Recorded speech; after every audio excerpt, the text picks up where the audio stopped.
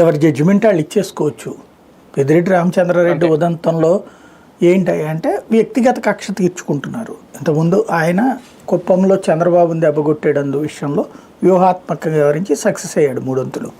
అందులో మున్సిపాలిటీలు, కార్పొరేషన్లు, ఎంపీటీసీలు, జెడ్పీటీసీలు ఇట్లాంటి వాటన్నిట్లలో కూడా చంద్రబాబు మాజీ ముఖ్యమంత్రి హోదాలో ఉండగా అంతకుముందు ఏనాడు లేనిది అసలు అసెంబ్లీ ఎన్నికలకే స్వయంగా చంద్రబాబు నాయుడు అన్నిసార్లు తిరగాల్సిన పరిస్థితి, స్వయంగా భువనేశ్వర్ గారు అక్కడ కూర్చోవాల్సిన పరిస్థితి, లోకేష్ ఎక్కువసార్లు తిరగాల్సిన పరిస్థితి సృష్టించాడు.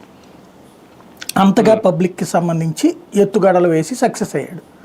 కాబట్టి అతనికి తన సత్తా ఏంటో చూపించాలి, అధికారంలోకి వచ్చాడు కాబట్టి. అందులో భాగంగా జరిగేటటువంటి పని ఇదేది.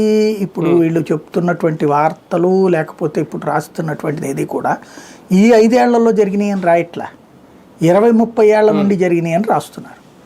20-30 ఏళ్ల నుండి జరిగితే అందులో తెలుగుదేశం పార్టీనే కదా అధికారంలో ఉంది. 14-19లో తెలుగుదేశం అధికారంలో ఉంది. అంతకుముందు కాంగ్రెస్ పార్టీ 10 ఏళ్ళు ఉంటే అందులో రాజశేఖర రెడ్డికి పెద్దిరెడ్డి శత్రువే, కిరణ్ కుమార్ రెడ్డికి పెద్దిరెడ్డి శత్రువే. కిరణ్ కుమార్ రెడ్డితో రాజశేఖర రెడ్డితో విభేదించినాడు పెద్దిరెడ్డి. మధ్యలో రోషయ్యతోనే ఉన్నది ఆయనకి కాస్త ఫ్రీ హ్యాండ్. కిరణ్ కుమార్ రెడ్డితో తీవ్రంగా విభేదించినటువంటి వాడే.